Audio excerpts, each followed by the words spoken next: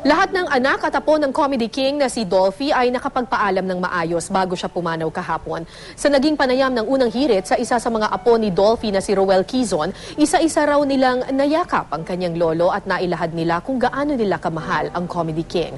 Tunghayan natin ang bahagi ng naging panayam kay Roel Quizon. Roel, kumusta ang pamilya? Yung pamilya namin yun, medyo nakakapag-relax na, pero siyempre, hindi mo maalis, sakit pa rin sa amin. Medyo kampante kami ngayon, tapos yung mga tita ko.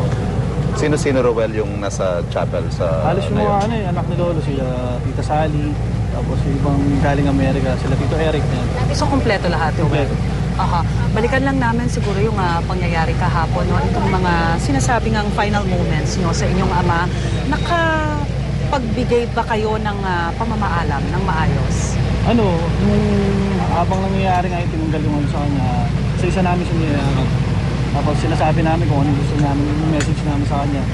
Tapos Sorry, Roel, tinanggal yung... Yung parang yung mga gamot. Naka-life support ba siya at that time?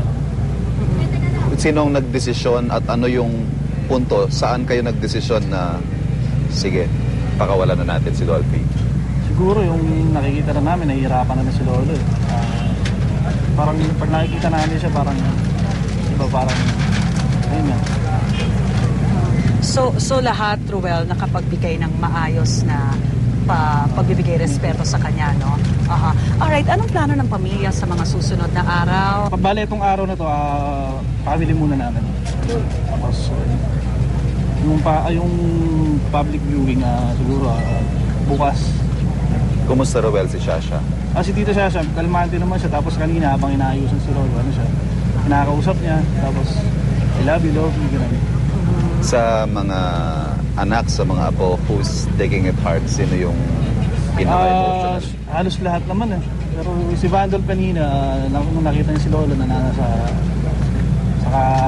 ano siya, yung siyempre yung emosyon niya parang naiintindihan ko na siyempre isa sa paborito ni Lolo na. Ayun. Roel, kamusta siya bilang lolo? Si Lolo, wala akong masasabi. Bilang lolo, para ko na rin siyang tatay, gano'n siya. Tapos kung ano yung turing niya sa mga apo niya na mga nauna, gano'n din. Tapos bilib ako sa kanya, lahat kilala niya. Roel, pwede natin ipakita yung tattoo mo? Ito, bago lang. Kailan mo lang pinaka-ano yan? 4 days ago. 4 days ago. Obviously in siguro Pwede ba natin tribute pakita pa? para kay Dolphy. Parang ano na rin lagi namin siyang kasama gano'n. Kasi hindi lang ako mayroon nito, ibang kamag-anak ko na. So ilan So, kayong lahat nagpalagay kayo? ng ganyan? Tapos si Vandal, bago lang parang isang araw lang sa kanya. Tapos meron pa ako dito sa mas naunang tattoo ni... Pwede bang kaya pa ba? Pwede bang makita? Siya din to, no? Okay. So mukha din po ni Pidol na may Philippine flag. Kumbaga yung ibig sabihin sa amin parang national artist. Roel, ano yung masasabi ng pamilya na kahapon, pagkaputok pa lang ng balita na pumanaw na nga si Dolphy, dagsaan na yung mga fans doon. Hanggang dito ngayon, may mga ordinaryong tao na nakikiramay, umusta? Hindi naman maaalis yung gano'n. Siyempre, Comedy King How does the family feel about this? Lahat, iba-iba kami na reaction Parang, merong tulala, merong basta.